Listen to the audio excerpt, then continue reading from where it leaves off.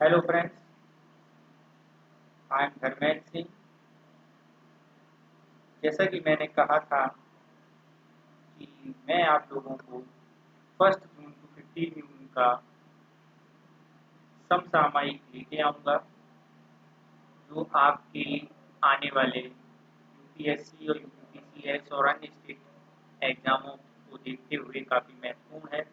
और क्योंकि पिछले 15 दिन में काफ़ी नई योजनाएं भारत सरकार ने बनाई हैं, उनका इनॉग्रेशन किया है, उद्घाटन किया है। हम उसको डिस्कस करेंगे, उनके एस्पेक्ट को डिस्कस करेंगे और उसको अपने एग्जाम के पॉइंट ऑफ व्यू से correlate. Let's so we start our current affair. तो हमारा पहला करंट अफेयर है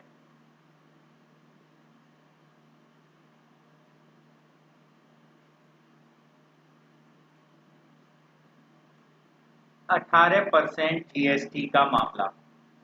ऐसा है, अगर हम इस मामले को पहले देखते हैं कि जो जीएसटी की बात की जा रही है, तो एक अपील डाली गई थी कर्नाटक सरकार द्वारा एएआर में, यानी authority for advance ruling AAR में डाली गई थी। ठीक है, तो इसमें क्या कहा था कि इसमें रोटी और फ्रोजन पराठा क्या है, इसे हम इस पराठे को मालाबार पराठे के रूप में भी जानते हैं, यानी केरल के मालाबार पराठे के रूप में भी इसको जाना जाता है। तो इसको ये कहा जाता है कि ये प्रोसेसिंग पराठा है, प्रोसेसिंग यूनिट है, प्रोसेसिंग करनी पड़ती है। प्रोसेसिंग का मतलब ये है रेडी टू कुक, खाने के लिए ये पहले से ही बना होता है और इसको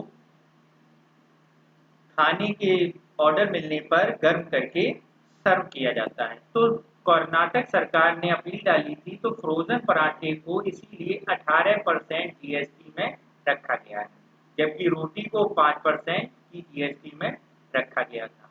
ठीक है, तो अगर हम जरा देखते हैं कि इसका मामला और आपको अगर देखने चलते हैं, तो बंगलौर में स्थित आईडी फ्रेश फूड्स ने अथॉरिटी ऑफ एडवांस रूलिंग की कर्नाटक बेंच के समक्ष आवेदन किया और आवेदन जीएसटी के चैप्टर 1905 के तहत इसको 5% जीएसटी में रोटी पर लगाया गया था पराठे के साथ।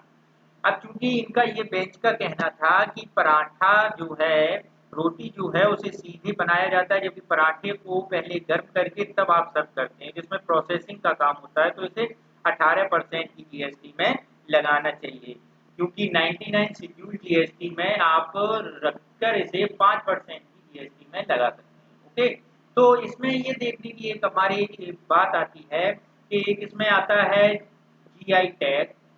आगे जाके यही मामला उठ सकता है कि ये फ्रोजन पराठा है, कहाँ से आता है, इसका जीआई टैग क्या हो। तो इसे अगर हम बात करें तो केरल के अंतर्गत आने वाला मालाबार मालाबार से इसका बात होती है। ठीक है, तो अब हम अपनी अगली न्यूज पर चलते हैं। ठीक, तो इसमें जरा और बताया गया है कि जीएसटी 2017 की धारा 100 के authority of advance ruling act में एफिलिएट अथॉरिटी में इसका प्रावधान किया गया है, और राज्य जीएसटी केंद्र शासित प्रावधानों में और रूलिंग एडवांस एफिलिएट में 2017 के तहत इसे केंद्र शासित प्रदेशों में किया जाता है। ठीक है, तो ये आपका क्या अथॉरिटी की क्या पावर है, इसके बारे में बताया गया है। इसके बाद हम लोग अपनी अगली न्यूज पर चलते हैं, मालाबार ग्लाइडिंग मेढक। ये हमारी इकोलॉजी से संबंधित, इन्वायरमेंट से संबंधित काफी महत्वपूर्ण न्यूज है। तो ये जो मालाबार ग्लाइडिंग मेढक है, ये केरल के कोजिंचेरी के पास कोल्लार में मिला है। ठीक है, अगर इसकी हम बात करें कि ये कहाँ पे में पाया जाता है, तो ये मालाबार वेस्टर्न घाट के मालाबार क्षेत्र में पाया जाता है। ठीक है, और इसे ग्लाइडिंग क्यों कहा जाता है, तो ग्लाइडिंग का मेन रीजन ये है कि ये एक हवा में 10 से 12 मीटर तक हवा में सरक सकता है, ग्लाइड कर सकता है। ठीक है, तो इसकी अगर हम बात देखें तो ये इसलिए महत्वपूर्ण हो जाता है कि इसकी खोज, इसके बारे में केरल में किसने बताया, तो एनएसएस कॉलेज के पंडालम में वनस्पति विज्ञान के प्रोफेसर मिस्टर कृष्णन ने इसके बारे में बताया है। और इसकी अगर हम बॉडी की कन्फिगरेशन में देखें तो ये पतला होता है, हरे रंग का, पतला झिल्लीदार पेट और एक असामान्य शरीर को सरकने में सक्षम बनाता है। जैसे ये फिगर देख रहे हैं आप, कितना पतला है, ठीक है। और जो इसको हवा में सरकने में क्या करता है, हेल्प करता है, शरीर की ये बनावट ही इसको हवा में शरीर में नहीं करते। अगर इसकी लंबाई के बारे में बात करें तो ये मात्र 10 सेंटीमीटर का ही होता है, ठीक है। और ये सबसे बड़े मेढकों में से एक है। मालाबार ग्लाइडिंग मेढक हवा में ग्लाइड या तैरने की क्षमता रखता है। ठीक, इस मेढक परिवार जिसे और कहा एशिया और अफ्रीका के ट्रॉपिकल जोनों में यानी उष्णकटिबंधीय क्षेत्रों में आमतौर पर पाया जाता है और इसे बुक्स फ्रॉग्स और मॉस फ्रॉग्स के रूप में भी देखते हैं। ठीक, इसके बाद हम लोग देखते हैं अपनी अगली। तो अगली जो है वो हमारे पुरातत्व विभाग की एक न्यूज से संबंधित है, हमारी आर्ट एंड कल्चर। ये जो न्यूज है ये हमारे आर्ट कल्चर वाले क्वेश्चनों के रूप में हम लोग इसे डिस्कस कर सकते हैं। तो ये जो है आपकी एएसआई टीम यानी भारतीय पुरातत्व सर्वेक्षण टीम ने महानदी, देखो महानदी के बारे में अगर हम बात करेंगे तो हमने पीछे इसमें महानदी के बारे में बताया है, ठीक है। तो इस महानदी क्या है कि 150 साल के अपने बाढ़ के कारण बदले हुए मार्ग में महानदी को पद्मावती गांव के इस क्षेत्र में मंदिर में डूबा दिया जा गया है। मतलब बाढ़ के कारण क्या होता है कि नदी के बाढ़ के कारण रास्ता क्या बदलती है, बदलती रहती है, कभी ऐसी चलने लगती है, कभी अपना रास्ता ऐसा कर देती है। तो ये जो बाढ़ के कारण इसका ये क्षेत्र है, ये डूबा हुआ क्षेत्र था। ठीक, तो इस डूबे हुए क्षेत्र में ये देखा गया है कि यहाँ पर एक मंदिर पाया गया है, ठीक है। 22 से अगर हम और चलें 22 से अधिक गांवों में डूब जाते हैं। हालांकि गोपीनाथ देवी मंदिर दिखाई दे रहा था क्योंकि ये सबसे ऊंचा था। कौन सा मंदिर है, गोपीनाथ देवा का मंदिर, ठीक है। इस मंदिर को मस्तका क्या कहा जाता है, मस्तका कहा जाता है। ये आपके कल्चर वाले एग्जाम से, कल्चर वाले पोर्शन में अगर मस्तका क्या है, मस्तका 11 साल पहले दिखाई दे रहा था जब पानी का स्तर कम था।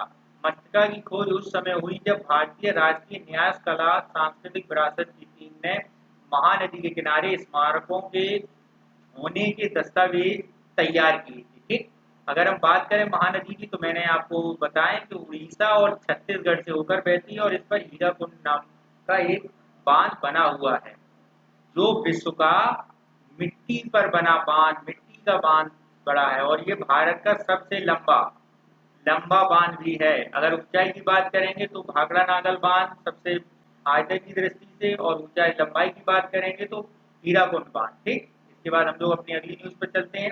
अगली न्यूज हमारी है, एक इंडो अमरीकी साइंटिस्ट है, यानी एक अमरीकी इंडियन साइंटिस्ट हैं, डॉक्टर रतन लाल, सोल साइंस के प्रोफेसर हैं, वैज्ञानिक हैं।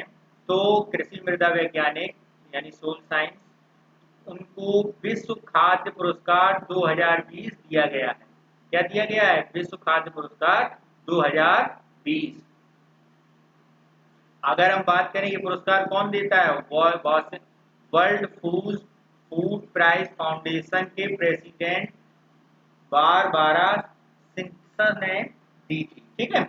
अगर हम इन्होंने खोज के बारे में देखें, नवीन तकनीक, इन्होंने 5 दशक से अधिक का अपना इनका कैरियर और मिट्टी की गुणवत्ता को कैसे बढ़ाया जाए और लोगों की जीविका को कैसे बढ़ाया जाए, खाद्य सुरक्षा और पोषण सुरक्षा कैसे की जाए, उष्णकटिबंधीय क्षेत्रों में इकोलॉजी सिस्टम बदलता है उसके बारे में, इन्वायरमेंट के प्रभाव पर पड़ने से इन्वायरमेंट प्रकृति पर्यावरण पर प्रभाव, प्रकृति के बदलते स्वरूपों पर कृषि का बदलता स्वरूप, इसके बारे में डिस्कस किया है, ठीक है। तो इसी के कारण इन्हें क्या मिला, पुरस्कार मिला है। ठीक, अगर हम इनके पुरस्कार की बात करें तो इनके पुरस्कार में इन्हें अगर हम बात करें तो इस पुरस्कार में 250 डॉलर यूएसडी डॉलर की राशि दी गई, ठीक है।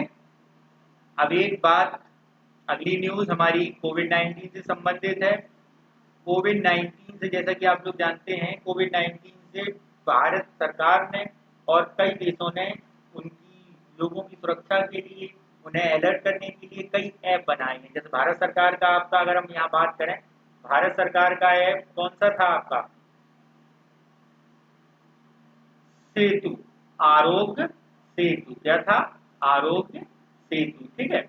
और वैसा ही एक ऐप बनाया गया है घर घर निगरानी ऐप, किसने?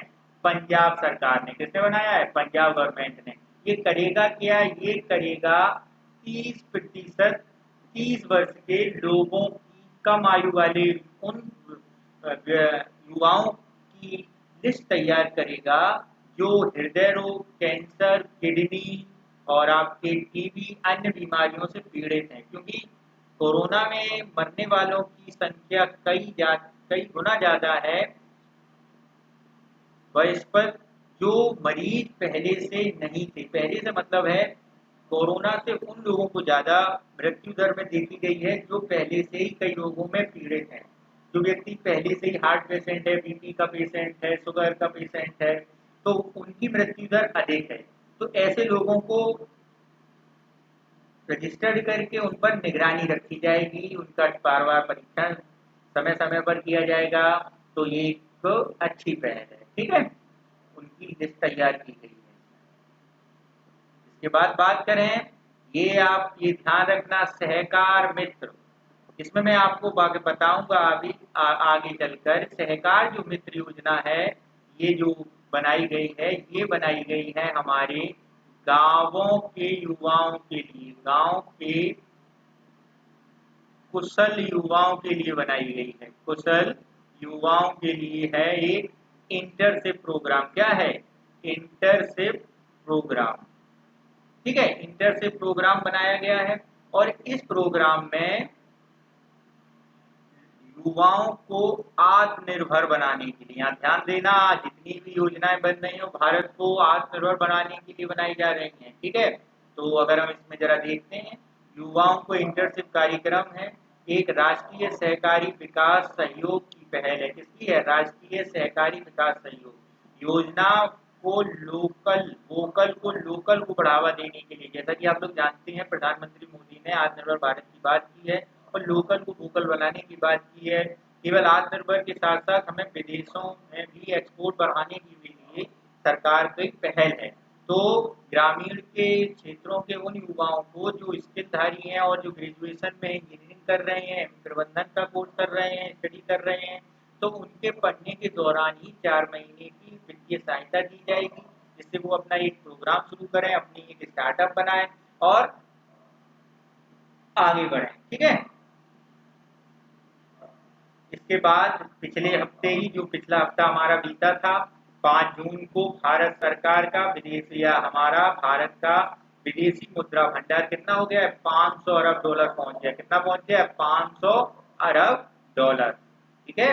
विदेशी मुद्रा भंडार कितना है? 500 अरब डॉलर पहुंच गया। और भारत जो है किस स्थान पर है? 5वें स्थान पर है। और सूची में पहले स्थान पर कौन है? चाइना है पहले स्थान पर, ठीक है। अगर हम बात करें फॉरेन रिजर्व क्या होता है? फॉरेन रिजर्व या आरक्षित निधियों का भंडार भी कहा जाता है। इसे कई देशों में फॉरेक्स रिजर्व भी बोलते हैं। कहीं इसे फॉरेन रिजर्व और कहीं इसे फॉरेक्स रिजर्व भी बोला जाता है, ठीक है।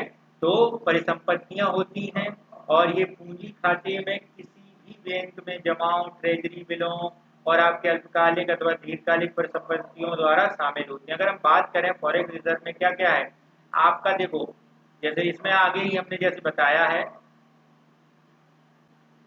5 जून को विदेशी मुद्रा भंडार, जैसे आगे देखें IMF में SDR है, ठीक है, और गोल्ड रिजर्व के रूप में, और विदेशी मुद्रा या डॉलर के रूप में। विदेशी मुद्रा जैसे आपका डॉलर हुआ, आपका येन हुआ, आपका पौंड स्टर्लिंग हुआ, आपका युआन का ये रेनबरी हुआ आपका, और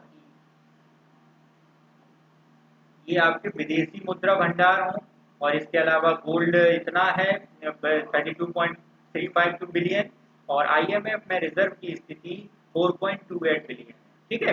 अगर यहाँ पर SDR की बात की गई है, तो SDR मैंने आपको बताया था इन मुद्राओं के रूप में भारत का एक वो बनाया गया है।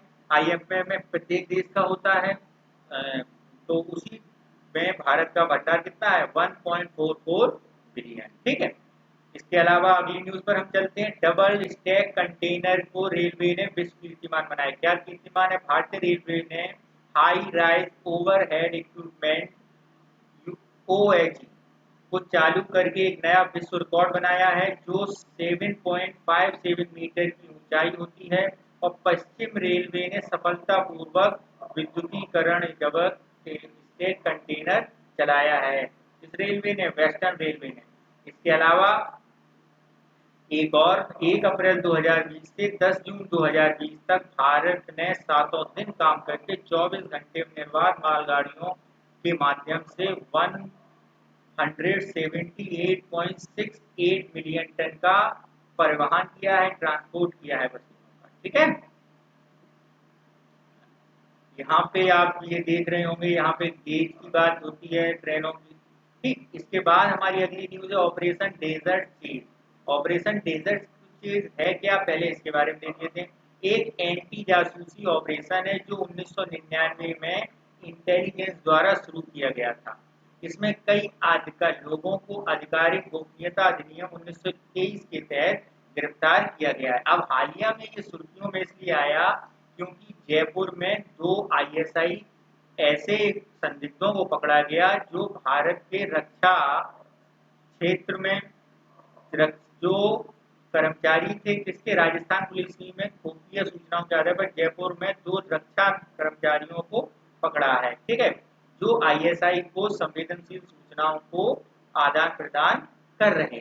ठीक है, तो ये जो एंटी जासूसी इंटेलिजेंस द्वारा पकड़ा गया अधिनियम है, तो इस पर 1923 के अंतर्गत गिरफ्तारी करके पूछताछ की जाएगी। ठीक है, अगर हम इस आबकारी गोपनीयता अधिनियम को देखते हैं, उन कार्यों की निंदा करता है ये अधिनियम जो भारत के खिलाफ दुश्मन राज्य की मदद करने। गृह मंत्रालय ने इस अधिनियम को संशोधित करके रिपोर्ट में प्रस्तुत इस पारदर्शी RTI सूचना के अधिकार और इसका बनाने का प्रयास कर रही है, जिससे इसके बारे में इसका गलत प्रयोग ना हो। ठीक है, इसके अलावा हम लोग चलते हैं, एक पिछले ही हफ्ते आई थी हमारी HRD मिनिस्टर ने दी थी भारत के विश्वविद्यालयों, भारत की यूनिवर्सिटियों की एक लिस्ट। ठीक है, तो उस लिस्ट के अनुसार IIT मद्रास का प्रत्येक कैटेगरी, चाहे वो विश्वविद्यालय स्तर की कैटेगरी, चाहे वो आपकी शिक्षा के स्तर की कैटेगरी हो, चाहे वो आपके क्वालिटी के स्तर की कैटेगरी हो, फैकल्टी रेशियो, स्टूडेंट्स के स्तर की कैटेगरी इंडेक्स हो, सारे इंडेक्सों में पहली रैंक दी गई है IIT मद्रास को। ठीक है, इसके बाद विश्वविद्यालयों की सूची में ISC Indian institute of science को दी गई है बंगलौर को प्रथम स्थान। और प्रबंधन के क्षेत्र में अगर हम बात करें, प्रबंधन के क्षेत्र में अहमदाबाद को शीर्ष स्थान। मेडिकल के क्षेत्र में पिछले 3 सालों से एम्स प्रथम है। यहाँ पर एक डेंटल के लिए भी लिस्ट जारी की गई है, और डेंटल के लिए दिल्ली स्थित मौलाना आजाद डेंटल हॉस्पिटल को दिया गया है क्या, पहला स्थान। ठीक है, अगर हम कॉलेज की बात करें तो ब्रेंडा हाउस पिछले 3 वर्षों से पहले स्थान पर है। डेंटल मैंने बता ही दिया है, दिल्ली वाले मौलाना आजाद को पहला स्थान दिया गया है। ठीक है, और शैक्षणिक में रेंडियर रैंकिंग का लगातार 5वां संस्करण है। ठीक, ये जो रैंकिंग जारी की गई थी, ये 2015 से जारी करना, इसको ये जो प्रारंभ हुई थी 2015 से प्रारंभ हुई थी। ठीक है, और इसको जारी इस बार कौन सा संस्करण था, 5वां संस्करण था। ठीक है, उच्च संस्थाओं रैंकिंग में 5वां, हायर एजुकेशनल इंस्टीट्यूशन रैंकिंग। ठीक, इसके अलावा अगर हम इसके मापदंड की बात करें तो इसे 5 इंडेक्स इसमें लिखित थे, जो शिक्षण, आपकी एजुकेशन, अध्ययन, संसाधन, अनुसंधान और व्यावसायिक अभ्यास, छात्रों की संख्या और उन तक पहुंच, इन सब की बात को डिस्कस करता है। ठीक, इसके बाद हम बात करते हैं फिंच रेटिंग। ये जो रेटिंग है, एक USA स्थित एजेंसी है जो विश्व के देशों में FDI के स्तर को देखती है, उसके हिसाब से अपनी रेटिंग जारी करती है। तो इसने ये कहा है कि इस वर्ष बेशक भारत की स्थिति नाजुक है अर्थव्यवस्था, लेकिन अगले वर्ष भारत 9.5% की दर से क्या करेगा, प्रोग्रेस करेगा। ठीक है, तो इस फिंच रेटिंग का अनुमान लगाया गया है और ये कहा गया है कि 9.5% की वृद्धि करेगा। ठीक, और जगह अगर हम इस फिंच रेटिंग के बारे में बात करें तो इसमें 2020 में बताया था 5%, तो लगभग 5 के बराबर ही कोरोना से पहले आशा की जा रही थी 5 ही रहेगी, लगभग वैसी ही पाई गई, हम प्राप्त कर पाए जीडीपी। ठीक है, अगर हम इसकी बात करें तो 3 एजेंसियां हैं अर्थशास्त्र आर्थिक जो इंडेक्स जारी करती हैं, एक आपकी फिंच और फिंच हो गई, और दूसरी आपकी standard and poor and standard हो गया, और थर्ड वन आपकी मॉडीज हो गई। ये 3 एजेंसियां हैं जो अमेरिका में इनका न्यूयॉर्क में मुख्यालय है। ठीक है, इसके बाद हम लोग बात करते हैं बैट की। ये बैट क्या है, तो बैट जो है सीमा समायोजन टैक्स है। क्या है, बॉर्डर एडजस्टमेंट टैक्स, सीमा समायोजन टैक्स। इसकी बात की जा रही है कि टैरिफ ना बढ़ाओ, टैरिफ नहीं बढ़ाओ तो फिर भारत में जो माल आ रहा है उसकी वैल्यू कैसे बढ़ाएं। तो उसके लिए डॉक्टर सारस्वत ने जीके सारस्वत ने एक सुझाव दिया है पीएचडी चैम्बर ऑफ कॉमर्स के सामने कि हम बॉर्डर सीमा समायोजन शुल्क को बढ़ा दें, जिससे क्या होगा, जिससे इनका प्राइस बढ़ जाएगा। एक्चुअली सारस्वत जी का ये कहना है, सारस्वत जी का ये कहना है कि भारत में जो प्रोडक्ट्स होता है, भारत की गुड्स इसलिए महंगी हो जाती है क्योंकि उस पर कई प्रकार के टैक्सेस, कई प्रकार के शुल्क लगे रहते हैं। अगर हम यहाँ पे बीएटी बढ़ा दें, बॉर्डर एडजस्टमेंट टैक्स बढ़ा दें, तो एक्सपोर्ट की इंपोर्ट की गई चीजों का भी प्राइस इंक्रीज हो जाएगा, और तो भारत की गुड्स और इंपोर्ट किया हुआ सामान के बीच क्या हो जाएगा, सामंजस्य हो जाएगा, और हम हमारे देश की इंडस्ट्री उनके सामने टिक पाएगी, क्योंकि ये हम अपना ही बाजार छोड़ के विदेश में सामान बेचने जाते हैं, जबकि हम ही बहुत बड़े बाजार हैं। ठीक है, तो इसके लिए उन्होंने वकालत की है कि बॉर्डर एडजस्टमेंट टैक्स को बढ़ाया जाए। बॉर्डर एडजस्टमेंट टैक्स के बारे में बात करें, यह वो कर है जो बंदरगाहों पर आरोपित आयात शुल्क के अलावा लगाया जाता है। भारत में घरेलू में आरोपित, यह देश के निर्यात वाली वस्तुओं पर आरोपित नहीं किया जाता है। ठीक है, इसके बाद हम बात करते हैं जैव विविधता पार्क खोला जा रहा है, कहाँ पर, हल्द्वानी में। कहाँ खोला जा रहा है, हल्द्वानी में। उत्तराखंड की उपराज्यपाल बेबी मौर्य ने इसकी इस पर हस्ताक्षर कर दिए हैं और इस पर खोले जाने की बात की जा रही है, क्योंकि इसके आप ये देखते हैं जलवायु परिवर्तन, आवास नुकसान, परिदृश्य अवक्रमण और विकास की गतिविधियों के कारण जानवरों की जो रहने का स्थान है उनका जंगल छोटे पड़ने लगे हैं, और जिसके कारण उत्तराखंड की डाइवर्सिटी खतरे में है। तो वहां पर एक बायोडाइवर्सिटी पार्क बनाने की बात चल रही थी, तो उसे अब लागू कर दिया है। ठीक है, इसके बाद हम बात करते हैं जल संरक्षण से संबंधित।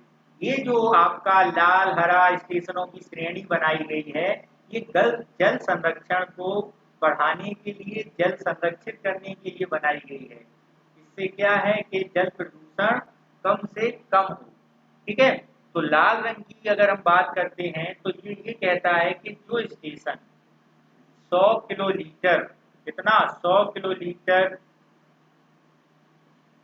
किलोलीटर का जल,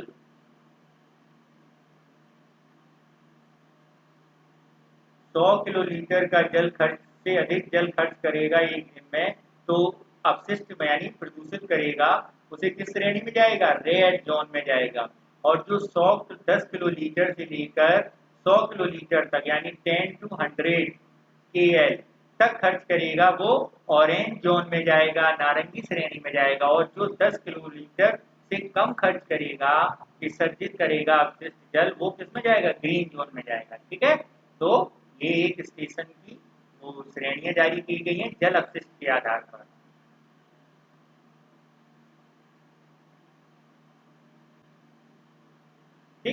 इसके बाद बात करते हैं प्रधानमंत्री मोदी की ने ट्वीट किया कि 29% गिरी में लॉइनों की संख्या बढ़ गई है, एशियाई शेरों की संख्या बढ़ गई है।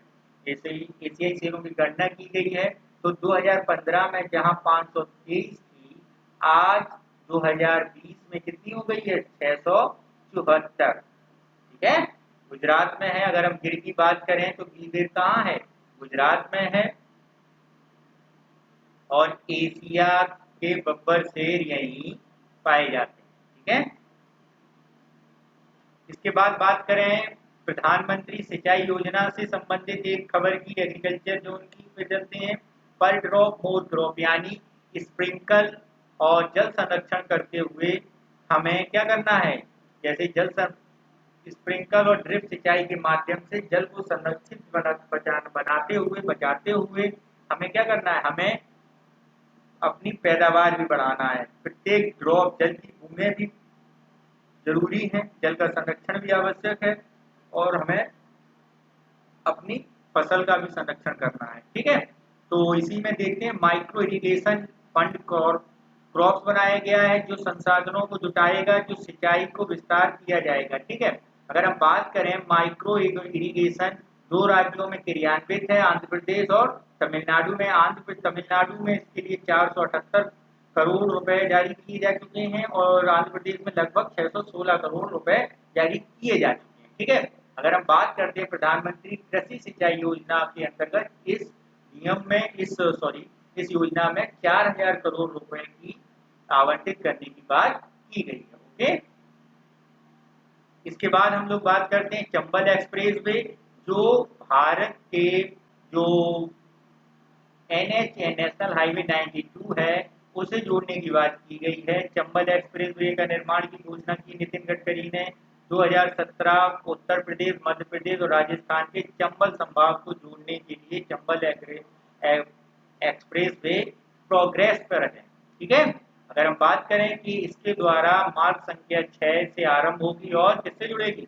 मार्ग संख्या जो 6 है, तो ये हमारा रहा प्यारा भारत।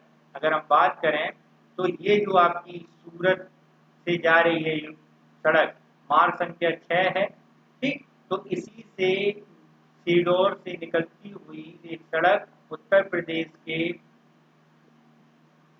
बरेली वाले हाईवे, मेवर वाले हाईवे से जोड़ी जाएगी, नेशनल हाईवे NH6 से, जो बेवर हाईवे NH92 से। ठीक है, इसके बाद बात करते हैं हम लोग FSSAI यानी food safety security standard authority of India ने एक मानक जारी किया है जो 5 मापदंड है उसके। खाद्य परीक्षण में सुविधाएं, मानव संसाधन, डेटा संस्थागत, अनुपालन, प्रशिक्षण, उपभोक्ताओं का सशक्तिकरण।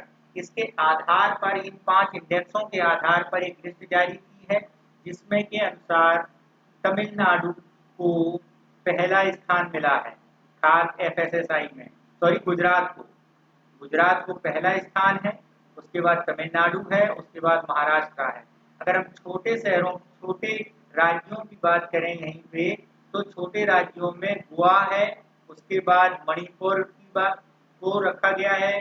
ठीक है, और अगर हम यूनियन टेरिटरी में बात करें तो चंडीगढ़, फिर दिल्ली और फिर आपका लक्षद्वीप। ठीक है, इनको FSSAI ने क्वालिटी के आधार पर, इन मापदंडों के आधार पर एक लिस्ट जारी की है। ठीक, इसके बाद हम लोग चलते हैं QS यानी QS वर्ल्ड यूनिवर्सिटी ने 2021 रैंकिंग जारी की है विश्व की शीर्ष संस्थाओं की। तो हमारी देश के 200 संस्थान सुपर 1000 में शामिल हैं। पहले 1000 संस्थानों में भारत के मात्र 200 संस्थान शामिल हैं। ठीक है, इसके बारे में देखते हैं। 9 जून को जारी की गई है और इसके अनुसार मैसाचुसेट्स इंस्टीट्यूट ऑफ टेक्नोलॉजी यानी MIT को फर्स्ट रैंक दी गई है और आपके स्टैनफोर्ड को सेकेंड रैंक दी गई है और हार्वर्ड को थर्ड रैंक दी गई है। ठीक है, इसके अलावा कैलिफोर्निया को चौथा स्थान दिया गया है, जबकि ऑक्सफोर्ड को, बल्टेनकी को 5वां स्थान दिया गया है। भारत की बात करें तो आईआईटी मुंबई को रैंक दी गई है भारत की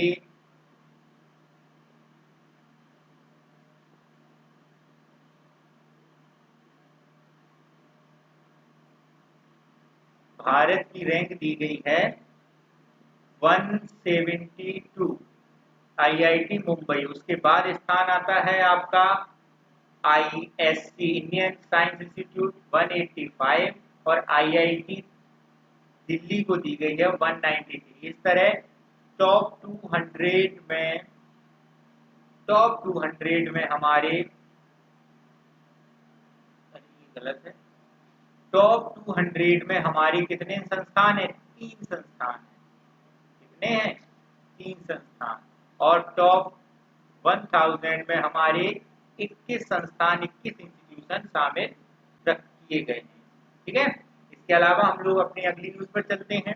विश्व के सबसे महंगे शहरों में हमारे देश का मुंबई का स्थान कितना है? 60वां स्थान है।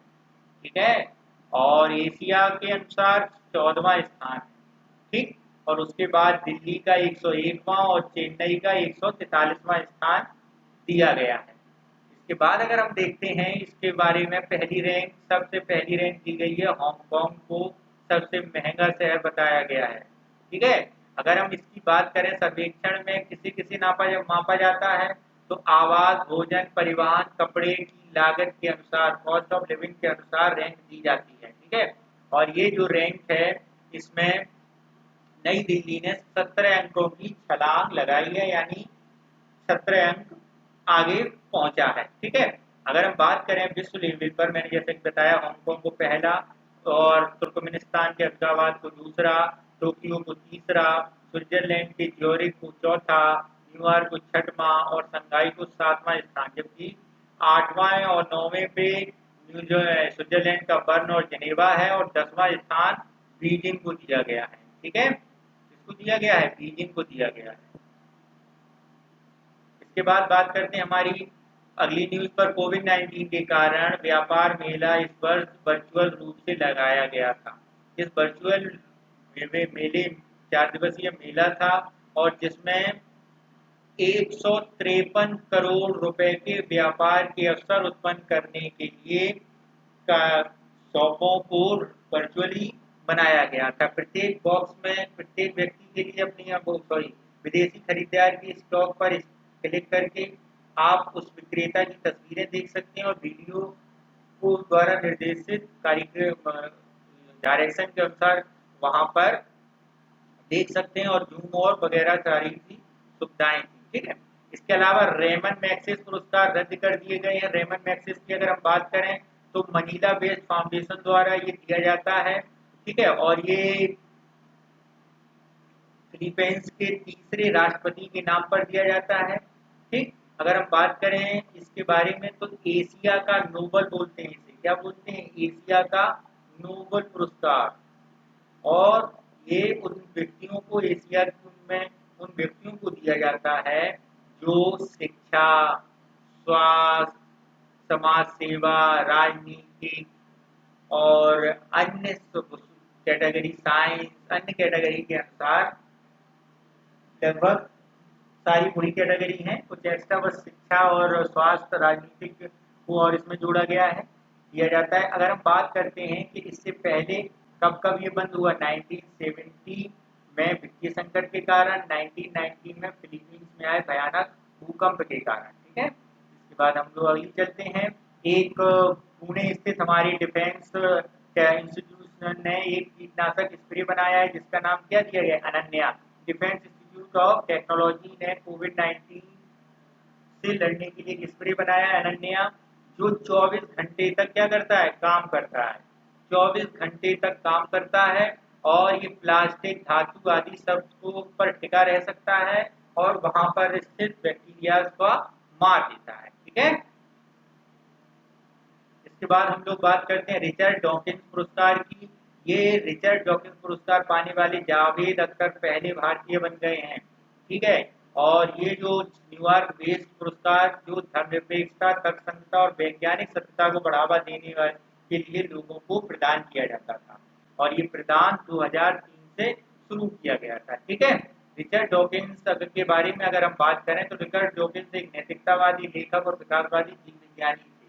ठीक है, और इस पुरस्कार को एथलीट एलायंस ऑफ अमेरिका एक एनजीओ द्वारा प्रदान किया जाता है जो विज्ञान, शिक्षा और पर्यावरण से संबंधित होता है, और तर्कसंगत उसमें रीजनेबल होना और आपका सेकुलर होना, वैज्ञानिक दृष्टि को अपनाना, ये महत्वपूर्ण होता है। ऐसे ये उसके कुछ मापदंड मैंने आपको बताए हैं। इसके बाद हम लोग अगली न्यूज पर चलते हैं। असम के बागजन में तेल के कुओं में रिसाव हुआ, जिसको बुझाने के लिए सिंगापुर से टीम मंगाई गई थी। कहाँ से मंगाई गई थी? सिंगापुर से। ठीक है, और इस रिसाव के कारण गंगा की डॉल्फिनों पे भी क्या हो गया है? संकट आ गया है, क्योंकि देखो आप लोग जानते हैं कि डॉल्फिन बड़ी सेंसिटिव जीव है और हमारा जलीय जीव भी है। राष्ट्रीय जलीय जीव भी आपका डॉल्फिन ही है। ठीक है, तो इसमें प्रदूषण ये इतनी भयावह आग थी, हालांकि अब उस पर काबू पा लिया गया है, जो 30 किलोमीटर पीछे से ही दिख रही थी। इससे पहले इस प्लांट में रिसाव हो रहा था और बाद में इसमें आग लगी।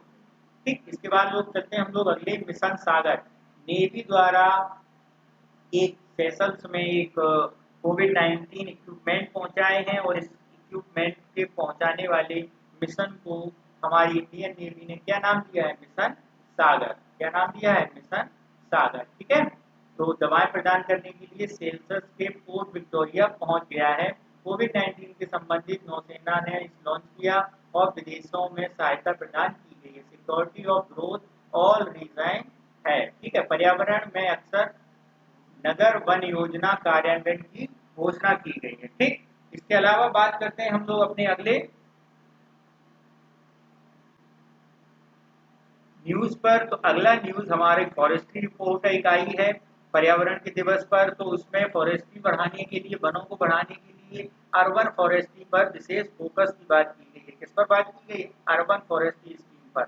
और इसके अनुसार ये कहा गया है विभाग द्वारा कि नगर निकाय, गैर सरकारी संगठनों, कॉर्पोरेट और स्थानीय नागरिकों की भागीदारी और सहयोग को बढ़ाया जाए, और जिससे शहरों में वनीकरण को तेजी से बढ़ाया जाए। क्योंकि आप ये जानते हैं हम लोग के भारत प्रत्येक देश की भौगोलिक सीमा का 30% क्षेत्र में वनों का होना आवश्यक होता है, लेकिन व्यापक विकास की अभावना, व्यापक वनों के ह्रास और अन्य परिस्थितियों के कारण ऐसा हो नहीं पाता है। तो अर्बन फॉरेस्ट्री को शुरू किया गया है। ठीक है, अब बात करते हैं हम मनरेगा की। तो मनरेगा में अब तक का सबसे बड़ा बजट लॉन्च कर दिया गया है। 1,01,500 करोड़ रुपए का आवंटित कर दिए गए हैं भारत सरकार द्वारा। और ये जो है, और इनका जो रुपए है प्रतिदिन की, उसको भी बढ़ा दिया गया है। 182 से कितना कर दिया है? 202। अगर हम मनरेगा की बात करें तो मनरेगा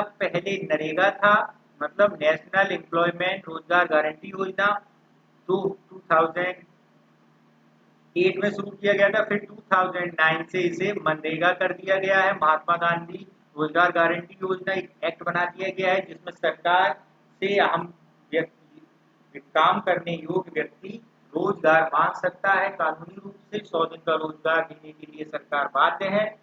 ठीक है, तो ये कुछ उसका बैकग्राउंड था। तो अब कामगार आ गए हैं, प्रवासी मजदूर गांवों में पहुंच गए हैं, तो इसके लिए लोगों के भरण पोषण की उनके सामने समस्या आई, तो उसी का समाधान करने के लिए मनरेगा में और राशि आवंटित की गई है। ठीक है, जैसा कि हम लोग जानते हैं कि हमारे भारत सरकार ने 20 ट्रिलियन रुपए की एक स्कीम भी लॉन्च की है इन्हीं आर्थिक गतिविधियों को तेज करने के लिए। ठीक, इसके बाद बात करते हैं रेस ऑफ जीरो एनवायरनमेंट की। जैसे हम लोग जानते हैं कि यूएनएफसीसी यानी जलवायु परिवर्तन के लिए कॉन्फ्रेंस होती है, जो क्लाइमेट चेंज के लिए यूएनओ की, उसने एक 2019 में जो इसकी जो समिट हुई थी, उसमें एक अनुमोदन पास किया गया था कि 2050 तक हम लोग शून्य उत्सर्जन लक्ष्य को प्राप्त करेंगे। तो रेस टू जीरो स्कीम अभियान को आरंभ कर दिया गया है।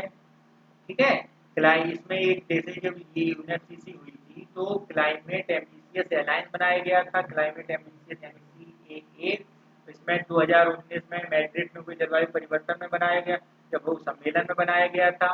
और इसमें 120 देश शामिल हुए थे। इसके अलावा 449 शहर, 21 क्षेत्र, 992 व्यवसायी और 38 बड़े निवेशक शामिल हुए थे, जिन्होंने ये कहा था कि हम अब रेस फॉर जीरो की तरफ जाएंगे और अपना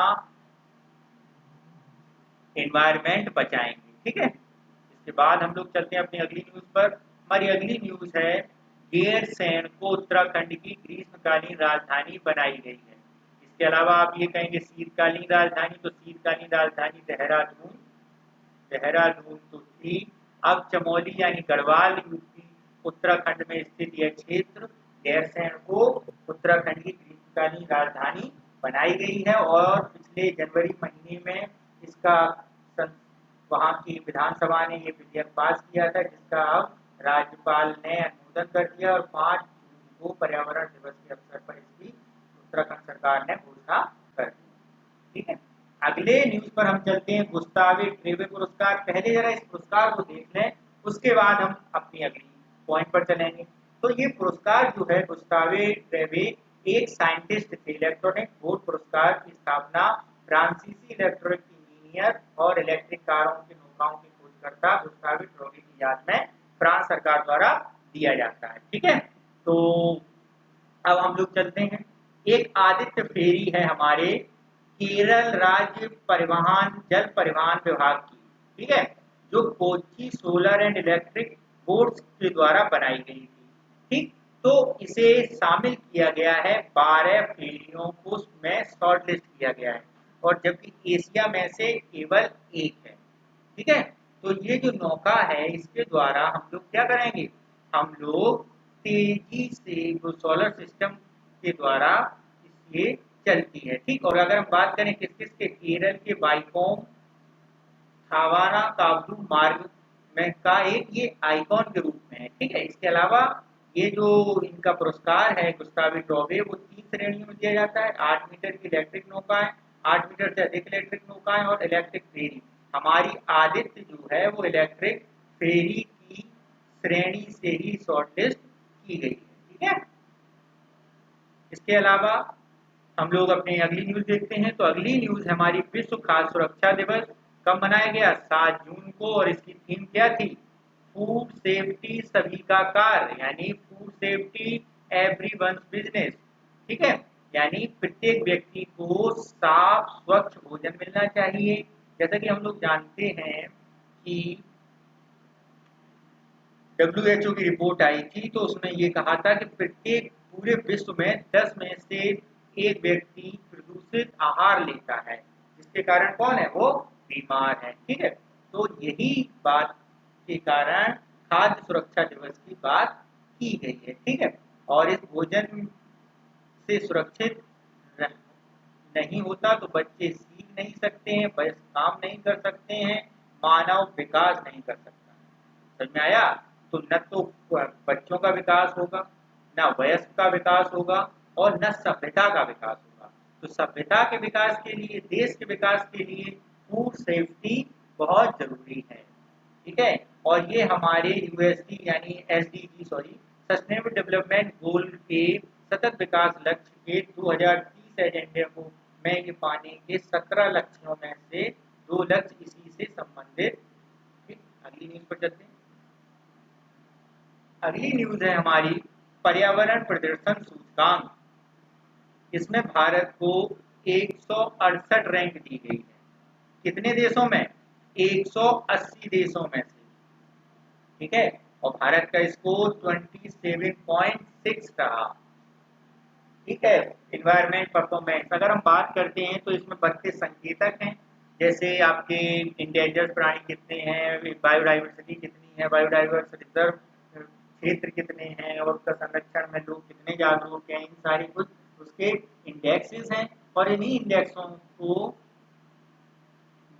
पिछले 10 साल के डेटा को इकट्ठा करके तैयार किया जाता है। ठीक है, तो इसके अनुसार ये बताया गया है कि भारत को अपने स्थिरता प्रयासों को दोगुना करने की आवश्यकता है, जिससे भारत में जल वायु की गुणवत्ता, जलवायु परिवर्तन और बायोडाइवर्सिटी की अत्यंत प्राथमिकता को स्थिरता और व्यापक ध्यान देने को की आवश्यकता है। ठीक है, अफगानिस्तान को छोड़कर सभी दक्षिण एशियाई देश भारत से आगे हैं। सतत विकास लक्ष्यों के मामले में भी रैंक कैसी है, कम है। ठीक है।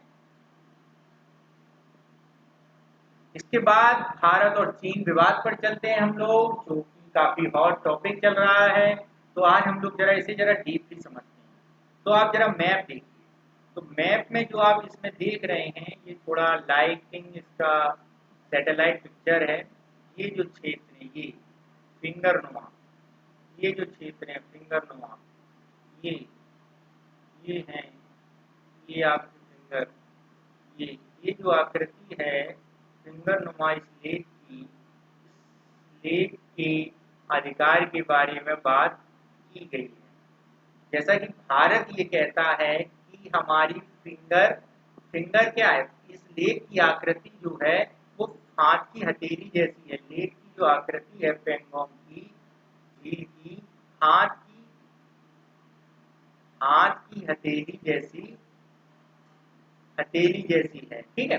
तो सरकार ये कहती है, हमारे भारत का ये कहना है कि हम फिंगर 8 क्षेत्र जो है वो हमारे अंडर आता है, जबकि चाइना का कहना है कि आपका फिंगर 2 से क्षेत्र है। ठीक है। तो यहीं से सारा विवाद शुरू होता है। और विवाद का एक मेन बात ये है, और मेन बात ये है कि भारत इस सीमा पर का सुदृढ़ीकरण, रोडाइजेशन या इसका इंफ्रास्ट्रक्चर डेवलपमेंट कर रहा है। ठीक। तो जिसके कारण चीन को आपत्ति लगाई है कि इस क्षेत्र में विकास न करे, क्योंकि ये हमारी संप्रभुता का हरण है। जबकि ये सरासर गलत है। और हमारी सीमा, जैसा कि हम लोग मैप में देखते हैं, फिंगर 8 तक ही है, 8 से ही है। और इसी के लेकर विवाद है। और अगर हम विवाद को और समझें तो चंडीगढ़ और गुवाहाटी के त्रिवेंद्र कमांड मुख्यालय को यहाँ पे स्थापित किया गया है, और 90,000 सैनिक यहाँ पर क्या किए गए, तैनात किए गए। इसी कारण ये विवाद कैसा हो गया, और पनप गया है। ठीक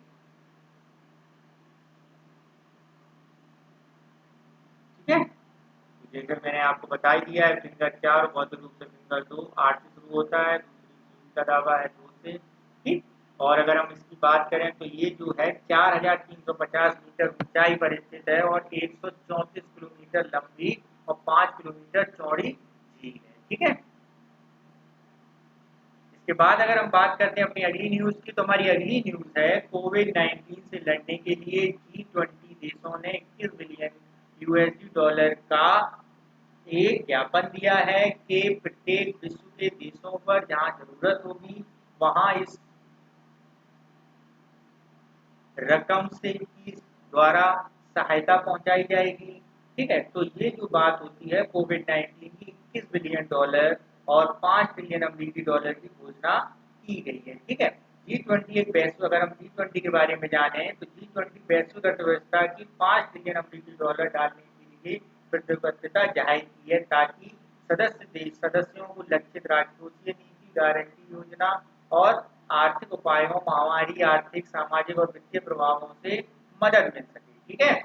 अंतर्राष्ट्रीय मुद्रा कोष और विश्व बैंक ने उन देशों का समर्थन करने को कहा है। ठीक है। इसके बाद जैसा कि मैंने आप लोगों को बताया था कि सर सहकार मित्र योजना जो थी वो रूरल एरिया के युवाओं के लिए थी, और ट्यूलिप जो योजना है वो अर्बन यानी शहरी युवाओं के लिए है, शहरी युवाओं के लिए। ये भी क्या है, इंटर्नशिप प्रोग्राम है, the urban learning internship program TULIP. ठीक है। तो इस कार्यक्रम में इंजीनियरिंग स्नातकों को लॉन्च किया गया है, और 4400 शहरी निकायों और 100 स्मार्ट शहरों के साथ काम करने के अवसर मिलेंगे। ठीक है। और ये जो है 1 वर्ष के लिए आयोजित की जाएगी, और इस कार्यक्रम में शामिल हितों के क्षेत्र वित्त पोषण, शहरी नियोजन, पर्यावरण नियोजन, स्वच्छता और बुनियादी ढांचों, पर्यावरण इंजीनियरिंग के लिए बात की जाएगी। अगर हम पोर्टल की बात करें तो ये एक ऑनलाइन पोर्टल लॉन्च किया गया है, और इच्छुक स्नातक इस पोर्टल के माध्यम से इंटर्नशिप के लिए आवेदन कर सकते हैं। ठीक है। इसके बाद हम लोग बात करते हैं कोला हाइड्रो पावर प्रोजेक्ट। ये जो है कोला हाइड्रो पावर प्रोजेक्ट चीन गवर्नमेंट का पाक ऑक्युपाइड कश्मीर में हाइड्रो पावर पन बिजली योजना के अंतर्गत बनाया गया है और ये झेलम नदी पर बनाया गया है। तो भारत ने इसमें आपत्ति जताई है क्योंकि हम लोग जानते हैं कि चीन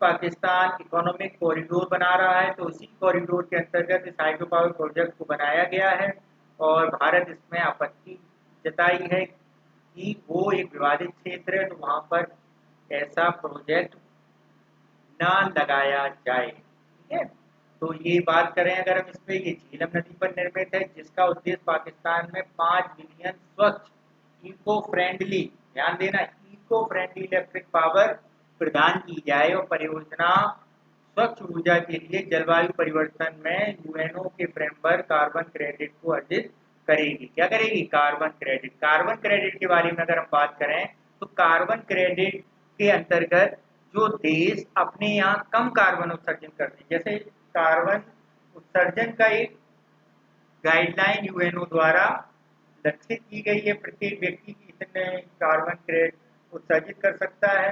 तो उसी अगर आपके पास कार्बन बच जाता है, आप उतनी सीमा जितना खर्च नहीं कर पाते, जैसे सपोज दैट ये कह दिया गया है कि प्रत्येक व्यक्ति 1 किलो कार्बन खर्च कर सकता है, और अगर वो व्यक्ति, यहाँ व्यक्ति की जगह आप देश समझ सकते हैं, व्यक्ति केवल करता है 0.75 ग्राम कार्बन खर्च, तो उसका 225 बचा। ठीक है, तो इसको बेच सकते हैं हम, इसका ट्रैक कर सकते हैं, इसको क्रेडिट कर सकते हैं। ठीक है, और यहीं अगर हम एक की जगह 1.5 किलो कार्बन खर्च कर लें तो हमें ये 5 क्या करना, हमें हमारे पास ये बर्डन लगेगा, हमारे पास इसका हम पे पेनल्टी लगेगी, समझ सकते हैं। तो प्रत्येक देश क्या चाहता है, जो इसमें हस्ताक्षरित कर दिया है, जिसने इसमें ईएमयू पर इसके ईएमयू पर साइन किया हुआ है, तो वो अपनी लिमिट के अनुसार ही कार्बन को खर्च करना चाहता है और अपने देश के कार्बन को खर्च करके, देखो जैसे आपका कोटा कितना है 1.5, ठीक है, सपोज दैट, और आपने खर्च कर लिया 2, ठीक है, तो ये जो 0.5 लेना है तो आप इसे किसी ऐसे व्यक्ति के पास जाएंगे जिसने अपना 500 ग्राम या अपना कोटे का उतना खर्च ना किया हो, तो आप वहां से इसे क्या कर सकते हैं, क्रेडिट कर सकते हैं। ठीक है, तो एडजस्ट हो जाता है। तो कई बड़े देश, छोटे देश जो अपना क्रेडिट कार्बन उत्सर्जन नहीं कर पाते हैं पूरा, वहां से क्रेडिट कर लेते हैं। तो सेम ये योजना है वो इसी कार्बन क्रेडिट पर कार्य करती है कि ये पाकिस्तान की ये कार्बन क्रेडिट चीन की लिमिट को थोड़ा बढ़ा देती है, बढ़ा वैसे ही देती है कि कार्बन क्रेडिट पाकिस्तान से वो कर लेगी। भारत इसमें गिलगित बल्तिस्तान बांध बनाने में योजना का विरोध करता रहा है और इस अवैध कब्जे को परियोजना में उचित नहीं है, चाइना को भी आगाह किया है। ठीक है, इसके बाद बात करते हैं पीएलएफएस। पीएलएफएस एनएसओ की एक संस्था है जो डाटा जारी करती है बेरोजगारी की, पीरियोडिक लेबर फोर्स सर्वे, तो ये जारी की गई। तो इसने ये बताया है कि 2017-18 में पिछले 45 वर्षों की सर्वाधिक क्या थी, बेरोजगारी थी हमारे पास 6.1 की, जो 2018-19 में कितनी रहेगी 5.8%। ठीक है, और महिलाओं की बेरोजगारी 5.7 से घटकर 5.2 रह गई है, जबकि पुरुषों की 6.2 से 6% रह गई है। ठीक है, आपको ये डाटा ऐसे पूछ सकता है कि पिछले वर्ष की तुलना में इस वित्तीय वर्ष में बेरोजगारी दर बढ़ी है, पुरुषों की बढ़ी है या घटी है, महिलाओं की घटी है या बढ़ी है, ग्रामीण बेरोजगारी दर कितनी है। तो ऐसे क्वेश्चन आपके एग्जाम में पूछे जा सकते हैं। ठीक है, इसके अलावा हम लोग अपनी अगला पॉइंट देखते हैं।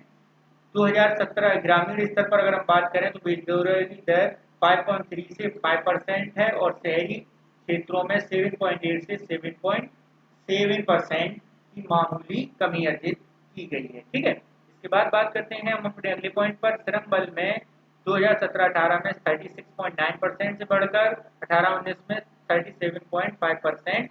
ये श्रम बल क्या है, अगर हम बात करते हैं श्रम बल, तो श्रम बल वो है जो हमारे भागीदारी बढ़ी है। भागीदारी का मतलब क्या है कि ऐसे व्यक्ति जो काम करने में सक्षम 15 से 64 हो सकते हैं आयु।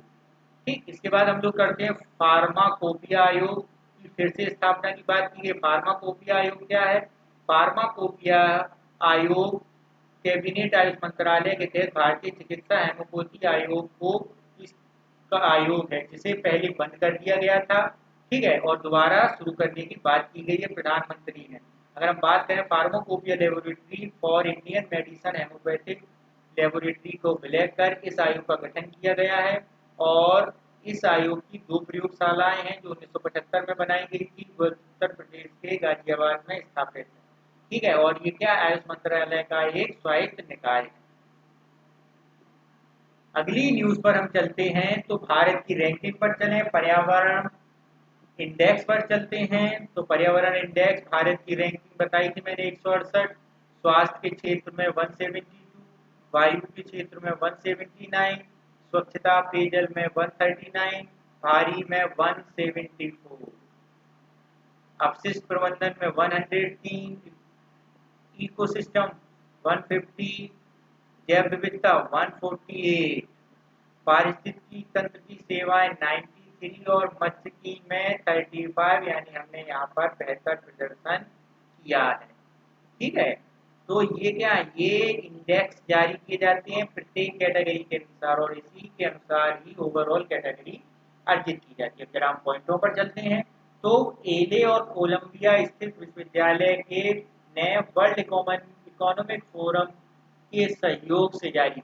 ठीक है, तो 180 देशों में भारत की रैंक कितनी है? 168। ठीक, बाकी और अगर हम बात करते हैं पिछले वर्ष में भारत की रैंक थी 177।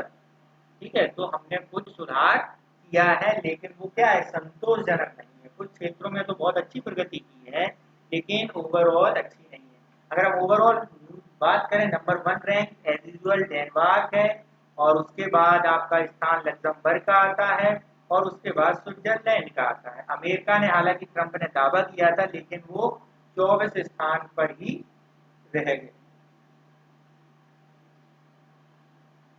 अगर हम एशिया वो सॉरी साउथ एशिया में देखें, भारतीय कॉन्टिनेंट में देखें तो भूटान की रैंक 107 है, चाइना की 120 है, पाकिस्तान की 142 है। तो भारत का स्थिति बेहतर नहीं है। ठीक है, तो ओवरऑल प्रदर्शन जैसे मैं बता चुका हूँ, मत्स्यिकी में 35वां और लैंड और स्वास्थ्य सेवाओं में प्रदर्शन गिरा हुआ है और वहां जागरूकता की जरूरत है। ओके, इसके बाद हमारी अगली न्यूज है विश्व बैंक वैश्विक आर्थिक संभावना रिपोर्ट 2020। विश्व बैंक ने ग्लोबल इकोनॉमिक प्रोस्पेक्टस 2020 जारी किया है और जिसके अनुसार उन्होंने 3% से घटकर उत्पादन कितना रह गया है? 8%। कोविड-19 कारण 60 मिलियन से अधिक लोग क्या होंगे? गरीबी में चले जाएंगे।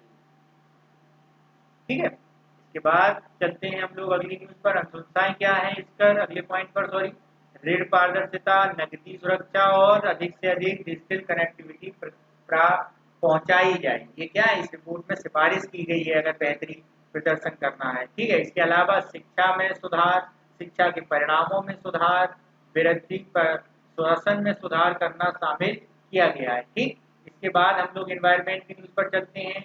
जैसा कि एक खबर आई थी बीच में, रूस में एक संयंत्र में रिसाव हो रहा था। उस रिसाव के कारण एक नदी जो साइबेरियन आर्कटिक सर्किल की है, अम्बारण्य नदी, वो उसका में तेल रिसकर अंटार्कटिक क्षेत्र में पहुंच गया है जिसके कारण वहां पर 20,000 टन डीजल का रिसाव होने के कारण आर्कटिक सेल में क्षेत्र में सर्किल में आपातकाल की घोषणा की गई है। ठीक है, और इस रिसाव के कारण नदी का रंग कैसा हो गया? पूरा लाल हो गया, जो मछलियों के लिए भी कैसा है? खतरा है। इसके बाद हम बात करते हैं अपनी अगली कोरोना से संबंधित। तो कोरोना से के लिए एक न्यूज आई है कि भारत में जो है वो कोरोना का A3I DNA वाला कोविड-19 है और अगर विश्व की की बात करें, जैसे अगर हम जरा देख लें, इसे वैज्ञानिक अनुसंधान ICAR ने और कोरोना वायरस के दूसरे से भिन्नता बताई है। यह जीनोम 3.5% भी है और जिसका नाम क्या है, A3I। ठीक है, और पूरे विश्व में जिस कोरोना वायरस यूरोप फैल गया था वो था आपका A2I, और चाइना में क्या था, O। अब ये देख रहे हैं कि इसकी वैक्सीन में इतना टाइम लग रहा है, क्या दिक्कत है। इसका मेन रीजन ये है कि DNA ये बार बार बदल जाता है इसका, और हर क्षेत्र में जहाँ ये कोरोना वायरस उभरा है एक नए DNA में उभरा है, समझना। तो इसी कारण इसका कहा जा रहा है कि एक वैक्सीन जरूरी नहीं है जो अमेरिका में कारगर कर गई वो चाइना में, भारत में, वो यूरोप में कारगर कर गई। ठीक, तो उसका मेन रीजन ये है कि DNA चेंज है कोरोना वायरस का, तो जिसके कारण इसकी दवा मिलने में कठिनाई बना पा रही है।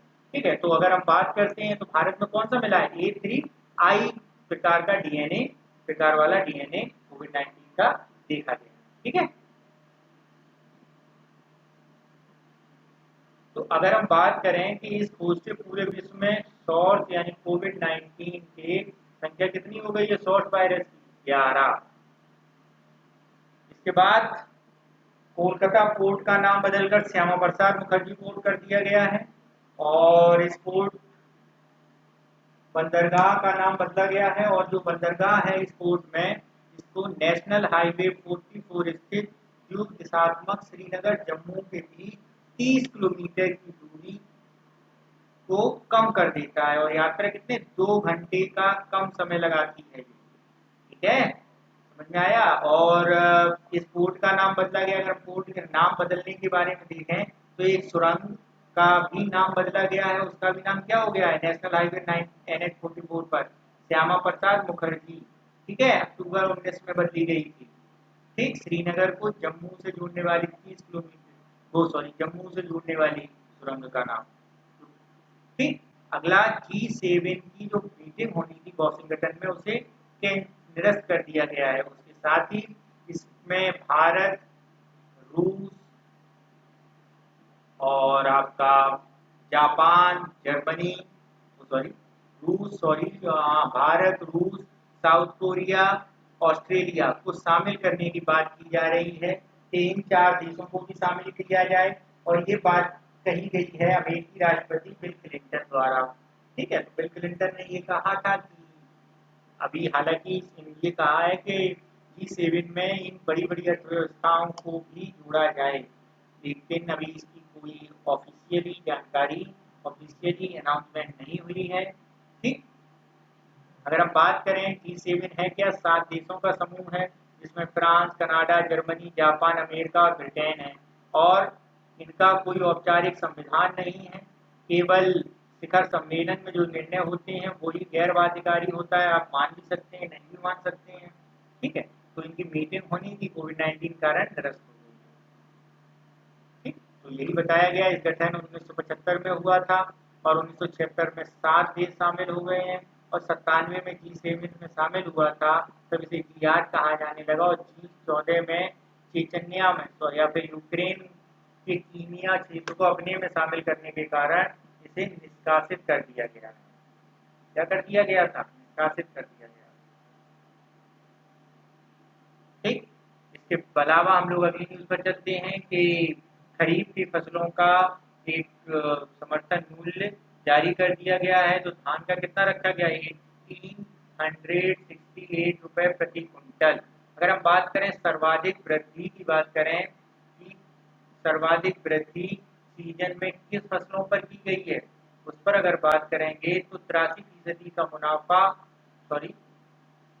बाजरे और मूंग दाल पर की गई है। कपास पर न्यूनतम समर्थन मूल्य 515 है, और आपका धान की मूल्य 1868 रुपए प्रति क्विंटल कर दिया गया है, 53 रुपए की वृद्धि है। इसके अलावा बाजरा, आपका मूंग की दाल और अन्य कपास की गांठ के अनुसार मूल्य बढ़ाया गया है। ठीक, इसके बाद बात करते हैं KCC की, यानी जो आपके दुग्ध डेयरी के जुड़े हुए किसान हैं उन्हें भी भारत सरकार क्रेडिट कार्ड देने की योजना बना रही है। ठीक है, उससे लाभ ये होगा कि लगभग 2 करोड़ डेयरी किसानों को सीधे फायदा होगा। पहले फेज में डेयरी उद्योगों में लगे हुए किसानों को ये केसीसी जारी की जाएगी और उसके बाद सारे किसानों को इसमें जोड़ा जाएगा। जो छोटे-छोटे समूह हैं के अलावा भी अपने दूध दूध का प्रबंधन दूध का डेयरी उद्योग से जुड़े हुए हैं, उन्हें दिया जाएगा। ठीक है? इसके अलावा अगर हम बात करते हैं कि इससे क्रेडिट कार्ड जिनकी पहले से बना बनाया है, उन्हें की लिमिट को, ऋण सीमा को बढ़ाया जाएगा। ठीक है? और इसके द्वारा आप सीधे किसानों को 5 लाख करोड़ रुपए की अतिरिक्त तरलता प्रदान करेगी। ठीक, इसके बाद बात करते हैं हम स्ट्रीट वेंडरों को आत्मनिर्भर बनाने के लिए। तो स्ट्रीट वेंडरों को आत्मनिर्भर बनाने, स्ट्रीट वेंडर जो रेहड़ी, आपके ठेले लगाने वाले, आपके आसपास के जो ठेले वाले, रेहड़ी वाले हैं और आपके जो छोटे-छोटे उद्योगों में जो सेल्फ कारोबारों में लगे हैं, ठीक है?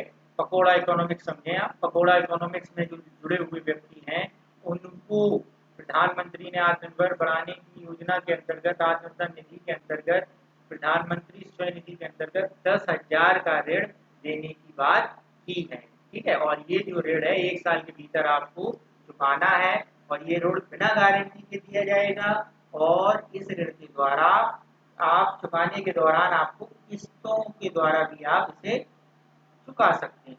कर्ज के समय पर या उससे पहले भुगतान करने पर 7% की वार्षिक दर से सब्सिडी भी दी जाएगी, जिससे प्रत्यक्ष लाभ हस्तांतरण के तहत छमाही आधार पर कर्ज लेने वाले बैंक खाते जमा करा दिया जाएगा। ठीक है?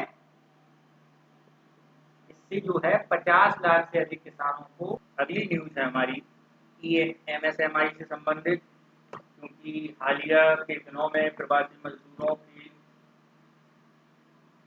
प्रस्थान, उनके मूवमेंट के कारण उद्योगों में भारी गिरावट आई है। लॉकडाउन के पीरियड के कारण भारी गिरावट आई है, तो उसी जिसके कारण एमएसएमई को ज़्यादा नुकसान झेलना पड़ा है। तो एमएसएमई की भारत सरकार ने नई डेफिनेशन डिफाइन की है, तो उसी को हम लोग देखते हैं। तो यहाँ पे जैसा कि आप लोग जानते हैं, लघु एवं कुटीर उद्योग से संबंधित है, तो उसकी 3 श्रेणियाँ थी। कौन कौन सी 3 श्रेणियाँ थी उस पर देखते हैं। तो सबसे पहले है आपकी माइक्रो, मिनी और मध्यम, यानी माइक्रो, मिनी, स्मॉल और मीडियम। ठीक है? तो अगर हम पुरानी पूंजी के हिसाब से बात करें तो 25 लाख तक की उद्योग को माइक्रो एमएसएमई के माइक्रो इंडस्ट्रीज के रूप में इंडिकेट किया जाता था, माइक्रो इंडस्ट्रीज की श्रेणी में रखा जाता था। और उसका टर्नओवर, नया जो टर्नओवर कर दिया है वो कर दिया है 10 लाख और उसकी पूंजी कर दी गई है 1 करोड़। कितनी कर दी गई है? 1 करोड़। और उसका टर्नओवर 5 करोड़, यानी अब 25 लाख से 5 करोड़ तक की इंडस्ट्रीज किसमें आएगी? माइक्रो इंडस्ट्रीज में। उसी प्रकार 5 करोड़ से 10 करोड़, यानी 10 करोड़ 50 करोड़ तक की इंडस्ट्रीज किसमें आएगी? ऐसे समझो 5 करोड़ से बढ़ाकर उसकी 10 करोड़ कर दी गई है। तो अब तो वो किसमें आएगी? 5 करोड़ से 10 करोड़ वाली इंडस्ट्रीज वो आएगी आपकी लघु, स्मॉल में। ठीक है? इसके बाद इसमें अगर हम मीडियम की बात करें तो 10 करोड़ से 50 करोड़ तक की इंडस्ट्रीज किसमें आएगी? आपकी मीडियम में।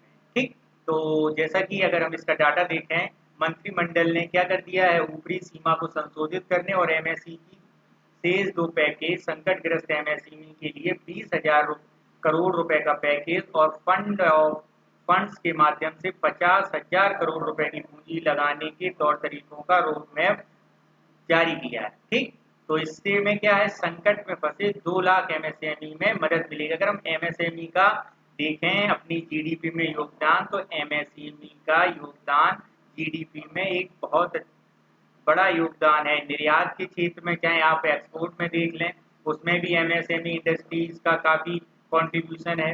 तो और लॉकडाउन के पीरियड में एमएसएमई का कंट्रीब्यूशन घटा है और उसका इम्पोर्ट भी घटा है। ठीक है? तो ये इसीलिए इसको थोड़ी इंडस्ट्रीज को बूस्ट अप करने के लिए उसकी श्रेणियों में बदलाव किया गया है और उसका क्राइटेरिया बढ़ाया गया है।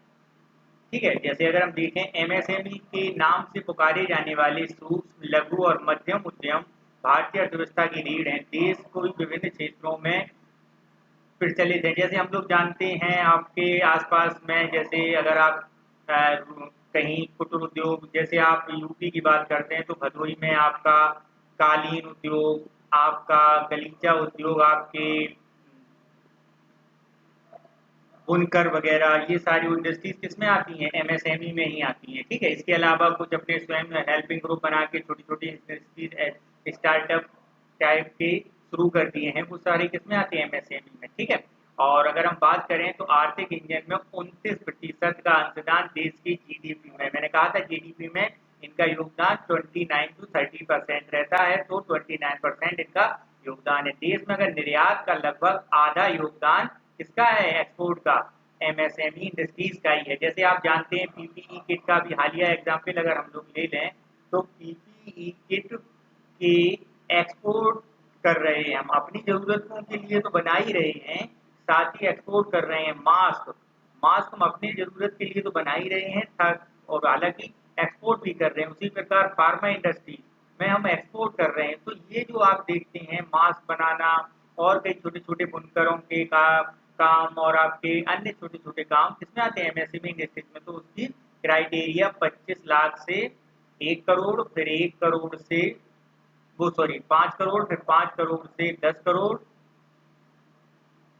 10 करोड़ और 10 करोड़ से 50 करोड़, एम, एस और एम, यानी माइक्रो, स्मॉल और मीडियम। ठीक है, इसके बाद हमारी अगली न्यूज पे चलते हैं हम लोग।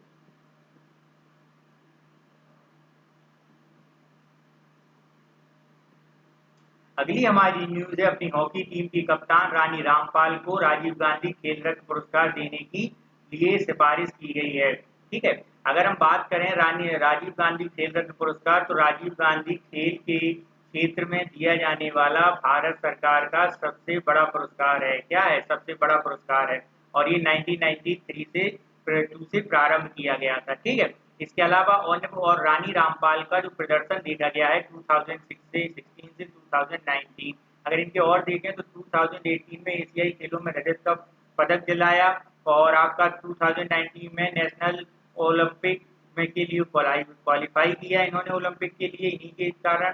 ठीक है, और इसके अलावा इनके अगर अलग अलग अवार्ड देखें तो 2016 में इन्हें अर्जुन अवार्ड मिला और 2020 में इन्हें पद्म श्री भी दिया जा चुका है। ठीक है, और जिसे वर्ल्ड गेम्स एथलीट ने प्लेयर ऑफ द ईयर भी चुना है। ठीक, इसके अलावा तुषार खांडरकर, आरपी सिंह को लाइफ टाइम अचीवमेंट, और तुषार खांडरकर रानी रामपाल के अलावा सॉरी तुषार खांडरकर और आरपी सिंह को देखो तुषार खांडर को लाइफ टाइम अचीवमेंट और आरपी सिंह को मेजर ध्यानचंद पुरस्कार दिया गया है। और टीचरों को, अध्यापकों को, कोचों को दिया जाने वाला द्रोणाचार्य पुरस्कार के लिए किसकी सिफारिश की गई है?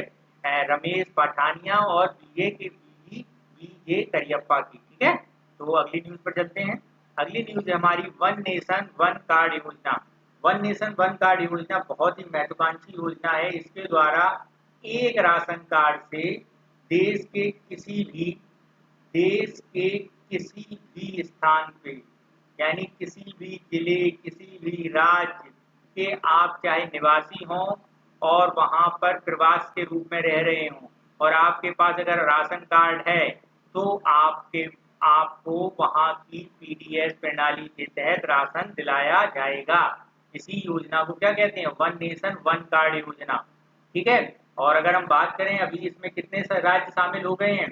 अभी इसमें 17 राज्य और केंद्र शासित प्रदेश शामिल हो चुके हैं, और हालिया में जो राज्य ज्वाइन किए हैं वो उड़ीसा, सिक्किम और मिजोरम भी हैं।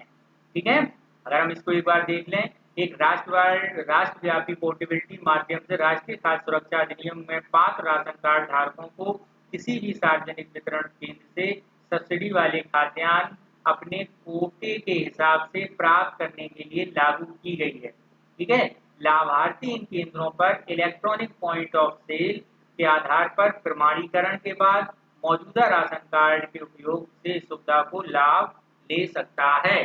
ठीक, जैसे कि आप लोग जानते हैं कि आधार कार्ड की उंगली की छाप है उसमें, तो आप उसमें उसी आधार कार्ड के नंबर से आपका राशन कार्ड अटैच होता है और आप उसके जहाँ उसकी जो मशीन, जो फिंगर अटैचमेंट मशीन होती है वहाँ पर अपना फिंगर रखकर डाटा के साथ आपका मिलान किया जाएगा और उस मिलान करने के बाद संबंधित राज्य द्वारा आपका रिकमेंडेशन दिया जाएगा और आपको राशन जहाँ पर आप रह रहे हैं जिस राज्य में वहाँ की दुकान द्वारा वितरित कर दिया जाएगा। ठीक है, तो इसी कार्ड को क्या कहते हैं, वन नेशन वन कार्ड योजना। ठीक, इसके बाद हमारी अगली है, प्रधानमंत्री ने चैंपियन नामक एक टेक्नोलॉजी प्लेटफॉर्म लॉन्च किया है। अब चैंपियन नामक प्लेटफॉर्म का शुभारंभ और स्वरूप क्या है, creation and harmonious application for modern process of increasing the output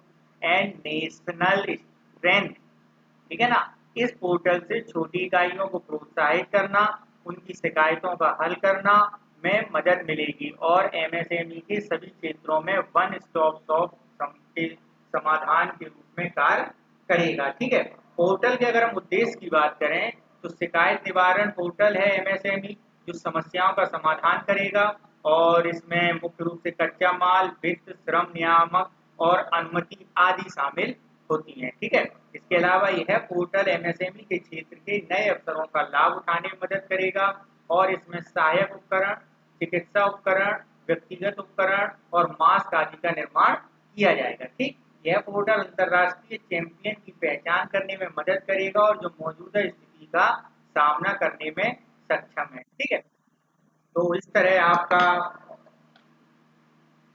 1 June to 15 जून तक का करेंट कंप्लीट होता है और आप हमारे चैनल को सब्सक्राइब करिए, लाइक और शेयर इसमें दीजिए, जिससे हम लोगों को भी मोटिवेशन मिलता है और इसका हमें अपने कार्यों को और निखारने में मदद मिलती है।